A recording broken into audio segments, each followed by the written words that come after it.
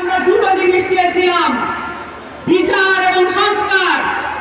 এই দুটোর বিষয়ই তাদের গরিবসী আমাদেরকে আহত করছে। এবং আমাদের দেশে কি ধরনের সংস্কার দরকার সে বিষয়ে একমাত্র বলার অধিকার রাখে এই শহীদ এবং আহতদের পরিবার এবং তারা আহতরা। আমরা আজকে তাদেরকে সামনে নিয়ে বলতে চাই, আমরা এখানে বিচারের আগে, সংস্কারের আগে কোনো নির্বাচন হতে দেব না।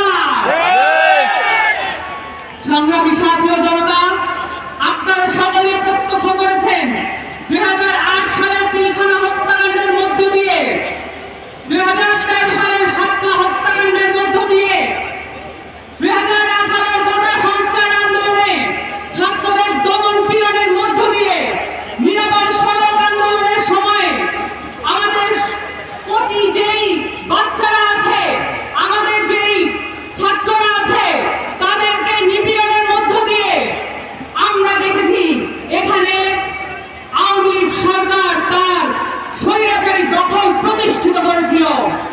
এবং এই প্রত্যেকটা বিষয়ের বিচার আমাদেরকে আদায় করতে হবে।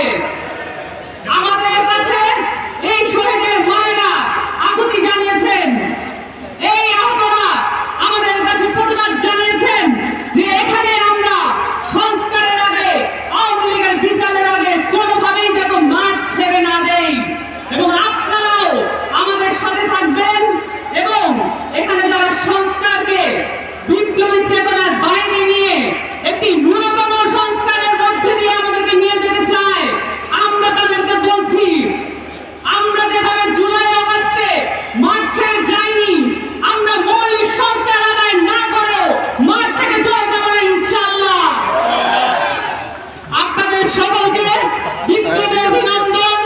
এবং যেখানে যখনই আওয়ামী লীগের নেতাকর্মীদের আপনারা দেখবেন, যেখানে যখনই আওয়ামী লীগের মিছিল আপনারা অনুষ্ঠিত হতে দেখবেন, তাদের সাথে আপনারা এক রকমের প্রতিবাদ অবশ্যই করবেন এবং পুলিশের কাছে আপনারা সোপর্দ করবেন।